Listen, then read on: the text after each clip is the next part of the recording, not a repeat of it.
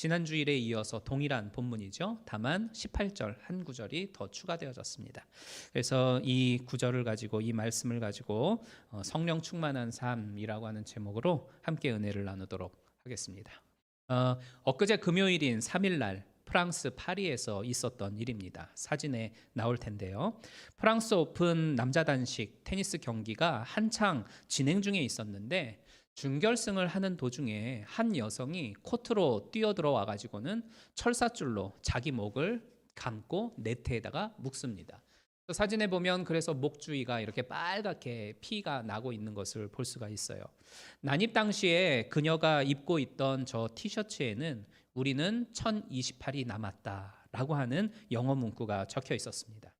이 여성은 체포되어져서 이제 경찰에게 인계가 되어졌고 조사 결과 어느 환경보호단체에 속하여 있는 환경운동가로 밝혀졌어요. 경찰이 당신 왜 이 같은 일을 했소? 라고 이제 동기를 물었습니다. 그러자 그녀는 기후 변화에 따른 인류의 마지막이 이제 얼마 남지 않았는데도 사람들이 그 심각성을 알지 못하는 것 같아서 경종을 울리고자 이와 같은 일을 했다라고 말을 해요. 저는 저 여성의 행동이 잘했다 아니면 뭐 잘못했다 이거를 말씀드리려고 이 사건을 소개하는 것은 아닙니다. 저의 포커스는 뭐냐면 잠언서 23장 7절에 보면 대저 그 마음의 생각이 어떠하면 그 위인도 그러한즉 이라고 하는 말씀이 나와요. 바로 이 말씀에 우리가 한번 집중을 해보기를 원하는 거예요. 그러니까 이게 뭔 말씀이냐면은 흔히들 사람은 생각하는 거나 마음의 지배를 받는다 이런 이야기를 해요. 그죠? 사람은 생각하는 거나 마음 먹는 것에 지배를 받는다. 그러니까 이 의미는요. 사람들은 자기에게 주어져 있는 환경에 지배를 받으면서 살기 때문에 그 사람이 평소에 무엇을 접하면서 살아가고 있는지, 그리고 일상적으로 어떤 생각을 하고 있고 어떤 마음을 품고 있는지에 따라서 그것이 행동의 변화로 나타나게 된다. 이런 말입니다. 그러니까 맹자의 어머니가 자기 아들을 올바르게 키우기 위해서 3번 이사를 했다라고 하는 그 맹모 삼천지교라고 하는 이야기를 다 아시잖아요. 그와 같은 거라는 겁니다. 그러니까 앞에 저 환경운동가도 동일한 원리가 적용이 되어져요. 저 여성은 기후변화보다도 더 심각한 문제는 없는데 라고 하는 이 생각과 마음이 꽉 자리 잡고 있었던 거죠. 그런데 다른 사람들은 별 생각 없이 별 마음 없이 살아간단 말이에요. 그가 너무 답답하니까 바로 저와 같은 대범한 행동을 하게 되어진 겁니다. 생각하고 마음 먹은 것이 결국은 행동으로 옮겨지게 되어졌다. 이렇게 말을 할 수가 있는 것이죠. 자, 그러면 여러분은 지금 과연 무엇으로 여러분들의 생각을 채우고 있고 마음을 채우면서 하루하루를 살아가고 있습니까? 그러니까 나를 채우고 있는 그 생각, 그리고 여러분이 지금 품고 있는 그 마음, 그것이 바로 나의 삶을 지배하게 되어져 있다라는 것입니다. 성경은 우리에게 말씀하기를 육의 생각을 하게 되면 우리가 육으로부터 썩어질 것을 거두게 될 것이고 영의 생각을 하게 되면 영으로부터 생명을 열매 맺게 될 것이다 라고 가르치고 있어요. 따라서 우리가 오늘날 내 삶에 무엇으로 채우고 있는지, 어떤 마음과 생각으로 나를 채우고 있는지는 굉장히 중요한 문제다라고 말씀을 드릴 수가 있습니다. 오늘은 성령 강림 주일입니다. 오순절날 마가의 다락방에 예수님의 제자 120명이 모여서 함께 기도할 때에 성령께서 임하여서 그들의 생각과 마음을 꽉 붙잡으시는 역사적인 날이었고, 바로 그 이후로부터 성령은 우리 가운데에 늘 함께 거하여 계십니다. 특히 오늘 본문 18절에 보면 오직 성령의 충만함을 받으라 말씀을 하지요. 근데 영어 성경에서의 표현을 보면 성령으로 채우라 이렇게 기록하고 있는 걸 보게 됩니다. 성령으로 채우라. 이 말씀대로 우리의 생각과 마음을 성령으로 채우기를 바랍니다. 그리고 그로 인하여서 우리의 행동과 내 삶 속에서 나타나는 모든 것이 성령께서 주시는 선한 열매들로 채워져 나아가기를 주님의 이름으로 축복합니다. 오늘 이 성령 강림절을 맞이한 만큼 이 시간에는 성령 충만한 삶에 대해서 살펴보며 은혜를 나누기를 원해요. 먼저 오늘 본문은 두 부분으로 나누어서 생각을 해볼 수가 있습니다. 15절과 16절이 바로 첫 번째 부분인데, 이 15절과 16절에서는 지혜로운 사람의 삶에 대해서 우리에게 말씀을 해주고 있는 본문이에요. 15절과 16절 우리 다시 한번 읽어보도록 할까요? 시작. 너희가 어떻게 행할 것을 자세히 주의하여 지혜 없는 자 같이 말고 오직 지혜 있는 자 같이 하여 세월을 아끼라. 때가 악하니라. 15절 시작 부분에서 그런즉이라고 표현을 하고 있죠. 그런즉 이 단어는 오늘 본문 그 윗부분에 있는, 그러니까 에베소서 4장 25절부터 에베소서 5장 14절까지 그 부분을 이야기를 해주고 있는 거예요. 그러니까 그 위에 있는 내용들은 어떤 내용들이냐면은 우리가 과거에는 사단의 종노릇하던 어둠의 자식들이었는데 이제는 우리가 예수 그리스도를 믿고 구원받음으로 말미암아 빛의 자녀 하나님의 사람들이 되었다. 그러면 빛의 자녀가 되었으니 빛의 자녀로서의 삶은 과연 어떻게 해야 하겠느냐, 우리가 어떤 변화를 우리 삶 속에 드러내야 하겠느냐, 그 구체적인 사항에 대해서 이제 위에서 이야기를 해주고 있어요. 따라서 그런즉이라고 하는 말은 뭐냐면 우리가 과거에 있었던 그 모든 어둠의 삶은 다 내어 던져버리고 이제는 빛의 자녀가 되었으니 이제부터는 내가 어떻게 행동하면서 살아야 할지를 주의 깊게 생각해라. 이렇게 연결되어지는 겁니다. 여기서 어떻게 행할 것을 할 때의 저 행하다라고 하는 말은 걸어가다, 살아가다라고 하는 뜻으로 우리가 생각을 해볼 수가 있어요. 그러니까 네가 너의 인생의 길을 어떻게 걸어가야 할런지, 네가 너의 인생을 앞으로 어떻게 살아가야 할런지 하나님의 사람으로서 하나님의 사람답게 주의 깊게 자세히 살펴봐라. 이런 의미죠. 그러면서 지혜 없는 자 같이 하지 말고 오직 지혜 있는 자와 같이 인생을 살아라 덧붙이고 있습니다. 그러니까 여기 지혜 있는 자라고 하는 건 17절에 보면 어리석은 자라고 하는 말이 나오는데 이게 같은 말이에요. 예수님이 7장에서 마태복음 7장에서 말씀하시기를 말씀을 듣고도 불순종하는 사람, 그 사람은 모래 위에 집 짓는 사람이고 그 사람은 어리석고 지혜 없는 사람이다. 이런 말씀을 하잖아요. 그러니까 우리 사람들한테는 상식이라고 하는 게 있어요. 그죠? 상식이라고 하는 것이 있기 때문에 누가 됐건 모래에다가 집 지으면 금방 무너질 거를 다 압니다. 그래서 모래에다가 집 짓는 사람은 아무도 없죠. 근데 만일 진짜 그런 사람이 있다고 한다면 그 사람은 어떤 사람이에요? 멍청한 사람인 거죠. 어리석은 사람이 분명한 거에 되는 겁니다. 그런데 반대로 견실한 기초를 열심히 찾아서 반석 위에다가 집 짓는 사람은 그 사람은 똑똑하고 지혜로운 사람이 되는 거죠. 마찬가지로 빛의 자녀가 된 하나님의 사람들은 옛날에는 내가 원하는 대로 내가 하고 싶은 대로 그냥 막 하고 살면 그게 좋은 건 줄 알았단 말이죠. 근데 이게 어리석은 사람의 모습이라는 거예요. 하지만 우리는 이제 빛의 자녀가 됐잖아요. 빛의 자녀가 됐기 때문에 옛날에 살던 그것은 굉장히 어리석은 삶이라는 걸 우리는 이제 알게 됐어요. 우리가 형통하고 하나님이 주시는 그 복을 누리면서 살아가는 부유한 인생이 되려면 하나님의 뜻을 따라 사는 것이어야 하고 하나님의 말씀에 순종해야 된다는 것을 이제는 우리가 다 알아요. 그렇게 해야만 그게 지혜로운 사람이고 반석에 집 짓는 거라는 걸 우리는 이미 이제 다 이해를 하고 있죠. 그런데도 불구하고 하나님의 뜻을 다 알고 있음에도 불구하고 그렇게 하면 나한테 인생의 복이 됨을 알고 있음에도 불구하고 옛날의 모습 그대로 내 뜻대로 여전히 고집하면서 살아가기를 원한다면, 그리고 그렇게 살아가고 있다라고 한다면 그 사람은 모래 위에 집 짓는 바보 멍충이가 된다. 이런 뜻입니다. 따라서 지혜 있는 자라고 하는 이 말씀은 하나님의 뜻이 무엇인지를 분별하여서 잘 생각하고 주의 깊게 바라봐서 그렇게 살면 나한테 복이 된다. 이게 인생의 훌륭한 반석 위에 집 짓는 지혜로운 사람이고, 이거를 이제 깨달았으니 앞으로 나아가는 그 발걸음 하나하나 내가 이제 어떻게 살아가야 할지를 늘 주의 깊게 내 자신을 돌아보면서 그 삶을 살아가라. 이 이야기를 우리에게 해주고 있는 겁니다. 그러면서 다시 한번 강조하기를 세월을 아끼라.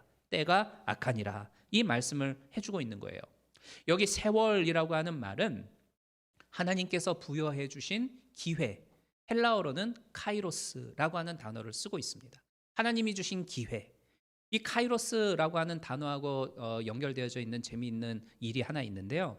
그 이탈리아의 토리노 박물관이라고 하는 곳에 가면 희한하게 생긴 조각 작품이 있습니다. 사진에 이제 나오는 저 작품인데요. 저 작품을 보면 앞통수에는 머리가 이렇게 막 있어가지고 이쪽으로도 이렇게 흘러나와 있죠. 근데 뒤통수는 머리가 하나도 없어요. 대머리입니다. 그리고 이제 어깨에는 날개가 있고 발 뒤꿈치도 자세히 보면 발 뒤꿈치에도 날개가 있는 걸 볼 수 있어요. 그리고 한 손에는 칼을 들고 있고 한 손에는 저울을 들고 있습니다.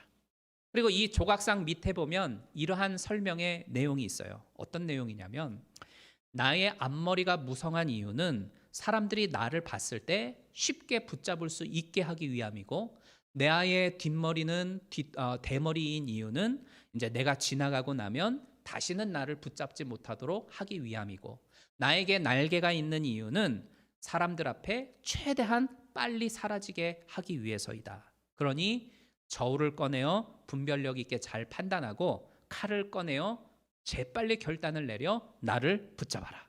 나의 이름은 기회다. 이런 말을 하고 있어요. 나의 이름은 기회다. 이 조각상은 누구냐면 그 그리스 신화에 보면 제우스 있잖아요. 제우스의 아들 기회의 신 카이로스라고 하는 신을 저렇게 따온 겁니다. 조금 전에 말씀드렸죠. 하나님이 우리에게 주신 기회, 우리에게 주신 세월, 그것도 역시 카이로스라고 하는 헬라어를 쓰고 있습니다. 즉 세월을 아껴라 라고 하는 말씀은 뭐냐면 하나님이 나에게 주신 기회가 있다라고 한다면 그 기회를 붙잡아라 라는 거예요. 내 삶 속에 몇 가지 옵션이 있습니다. 한 가지는 하나님이 나에게 주신 하나님의 기회이고 또 다른 하나는 하나님이 원치 않는 것이지만 돈 벌 수 있는 기회이고 또 다른 하나는 하나님도 아니고 돈도 아니고 그냥 내가 하고 싶은 대로 막 할 수 있는 또 다른 기회. 이 여러 가지 옵션이 나한테 있어요.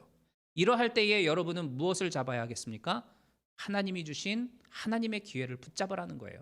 이 기회는 쉽사리 사라져버린다. 이것은 하나님이 주셨을 때만 붙잡을 수 있는 기회이기 때문에 세월을 아껴라. 때가 악하니라. 그 기회는 아무 때나 오지 않는다. 선택할 수 있을 때에 하나님의 뜻을 선택할 수 있는 기회, 헌신하고 봉사할 수 있는 기회, 예배하며 기도할 수 있는 기회, 하나님의 뜻을 따라 살 수 있는 그 기회, 이것을 놓치지 말고 꽉 잡아라. 빨리 지나가기 때문이다. 그 말씀을 우리에게 해주고 있는 겁니다. 우리가 살고 있는 이 시대는 하나님의 뜻을 저버리면서도 떳떳이 살아갈 수 있는 그런 악한 때이고 또 하나님의 뜻을 따라 살아가고 있는 사람을 향해 바보 멍충이라고 어리석은 사람이라고 취급하는 그러한 세상에 우리는 살고 있어요. 그럼에도 불구하고 하나님의 뜻을 따라서 살려고 발버둥 치는 사람, 하나님의 뜻을 붙잡고자 애쓰는 그 사람, 기회를 놓치지 않으려고 하는 사람이 되라. 그 사람이 바로 반석 위에 집 짓는 사람이고 지혜로운 사람이라고 오늘 본문은 우리에게 말씀을 해주고 있습니다. 두 번째 부분은 17절과 18절 이 부분인데 여기서 우리는 성령 충만함이 곧 지혜로운 사람이 되어지는 길임을 우리에게 알려주고 있어요. 17절과 18절 말씀 같이 한번 읽어볼까요? 시작. 그러므로 어리석은 자가 되지 말고 오직 주의 뜻이 무엇인가 이해하라. 술 취하지 말라. 이는 방탕한 것이니 오직 성령의 충만을 받으라. 그러므로 어리석은 자가 되지 말고 때가 악하니까 하나님의 말씀을 듣고도 행하지 않는 그런 어리석은 자가 되지 말고 그리고 오직 주의 뜻이 무엇인지 이해해라 말씀을 합니다. 여기서 이해해라라고 하는 말씀은 같은 선상에 둬라라고 하는 표현을 바꿔서 쓸 수가 있어요. 같은 선상에 둬라. 무엇을 같은 선상에 둬냐? 무엇을 나란히 놓느냐? 먼저 나의 뜻이 있어요. 나의 생각하는 바, 나의 원하는 바, 나의 하고자 하는 뜻 이것이 있을 거예요. 그런데 내가 하고 싶은 뜻이 있다고 해서 그냥 바로 덤벼들지 말고 하고 싶다고 그냥 덮어놓고 일 저르지 말고 내 뜻 한쪽 사이드에 나란히 하나님의 뜻을 두라는 겁니다. 하나님의 생각과 하나님의 마음과 하나님의 뜻 이것을 나란히 두라는 거예요. 그리고는 무엇이 하나님의 뜻일까? 무엇이 하나님의 생각일까? 무엇이 더 나에게 복된 것일까를 깊이 생각해 봐라. 여러 사건과 일들과 사람들 관계 속에서 내가 막 혼재해서 살아가고 있는데 과연 그 속에서 하나님은 나에게 무엇을 바라고 계시는지 그것을 이해하고 그리고 그것을 깊이 생각한 다음에 행동해라. 이것을 말씀하고 있는 겁니다. 무턱대고 그냥 덤벼들지 말라는 거예요. 그러면서 되게 엉뚱한 말씀인 것처럼 우리에게 해주시는 말씀이 있어요. 17절이, 18절이죠. 술 취하지 말아라. 이는 방탕한 것이니 성령의 충만을 받아라. 술 취하지 말아라. 사실 술 마시면은 알코올 성분이 우리 몸에 들어오면서 판단하고 결정 내리는 걸 더디게 하잖아요. 그리고 이제 조금씩 더 마시면 술이 취하면서 이제 결국에는 어떤 행동을 하고 판단을 내리고 결정을 내리는 데 있어서 그릇되게 만들죠. 또 술에 취하여 살아가는 인생은 결국 낭비되는 삶이 될 수밖에 없고 에너지 허비하는 값없는 열매 없는 삶이 되니까 이거는 방탕한 삶이 됩니다. 그런데 중요한 건 여기서의 이 술이라고 하는 것은 단순히 우리가 생각하고 있는 술은 아닙니다. 뭐 맥주, 소주, 뭐 양주, 뭐 포도주 이런 술을 의미하는 게 아니에요. 여기서 말씀하고 있는 이 술이라고 하는 건 세상적인 가치관, 세상적인 어떤 풍속들, 세상 사람들이 살아가고 있는 그 삶의 방식들, 세상의 주류들 이러한 것들을 의미해요. 그러니까 우리가 이 세상이라고 하는 환경 가운데에서 살아가다 보면 나도 모르게 거기에 물들지 않습니까? 나도 모르게 젖어들기 마련이에요. 내가 하나님의 사람으로서 이 땅 가운데에서 살아가고자 굳건히 서 있다 할지라도 내 주변에 있는 여러 가지 많은 것들이 세상으로 있고 그리고 세상의 풍속에 젖혀 있는 그러한 물들이다 보니까 가랑비에 옷 젖듯이 나도 모르게 젖어들기 마련이에요. 그런데 그냥 그렇게 가만히 있다 보면 아무 생각 없다 보면 뭐가 하나님의 뜻인지 하나님의 기뻐하시는 뜻이 뭔지 헷갈린단 말이죠.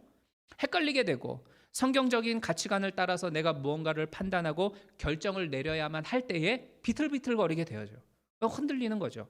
술에 취해서 판단력을 잃어버리는 거하고 똑같이 돼버리고 맙니다. 나도 모르게 세상의 물에 젖어들어 버리기 때문이죠. 그렇기에 하나님을 향한 어떤 그 바른 판단력과 분별력을 잃어버리게 되면 나도 모르는 사이에 거기에 지배를 당하게 되고 내 욕심을 따라서 이끌려 살아가는 삶이 됩니다. 그러다 보면 결국 우리는 언젠가 하나님 앞에 서게 될 날이 있잖아요. 하나님 앞에 서게 되어질 그 날이 있는데 그때에는 하나님이 받으실 만한 아름다운 열매, 거룩한 열매, 선한 열매가 아무것도 없게 되어집니다. 그러니 삶은 방탕하게 될 거다. 세상의 풍속을 쫓는 삶은 하나님 나라에 있어서는 다 헛된 것이고 내 인생에 있어서 시간 낭비가 돼버리니까 세상에 젖어서 살아가고 있지는 않는지 경계하면서 살아라. 그런 말씀을 우리에게 하고 있는 겁니다. 그 대신 성령의 충만함을 받으라. 이렇게 말씀을 하죠. 말 그대로 내 안을 성령으로 채우면, 가득 채우면 나도 모르는 사이에 내 안에 채워져 있던 이 세상적인 모든 것들이 다 빠져나가게 될 테니까 또 내 안에 세상 술이 들어올 수 있는 공간이 없어지니까 성령으로 채워라. 성령으로 충만히 살아라. 이런 말씀을 하는 겁니다. 이것과 연관돼서 그 무디 목사님이 하셨던 아주 유명한 예화가 하나 있어요. 여기 이제 그 유리병이 하나 있단 말이죠. 유리병이 있어요. 이 안에는 공기가 들어 있겠죠. 그렇죠? 이 안에는 공기가 있을 것인데 이 공기를 빼낼 수 있는 방법이 뭐가 있겠습니까? 그렇죠. 맞아요. 물로 채워 넣는 겁니다. 이 안에다가 물을 이렇게 채워 놓으면 이 유리병 안에 있던 이 공기들은 밖으로 밀려나가게 되어져 있어요. 그죠? 맞습니다.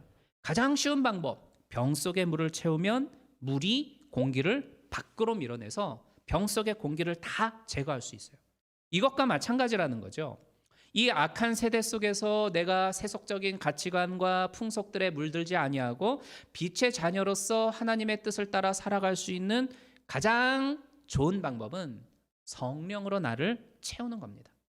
성령으로 충만하여져서 세상 것들이 내 안에 더 이상 존재하지 못하도록 밀어내고 들어오지 못하도록 막아 세우면 되는 겁니다.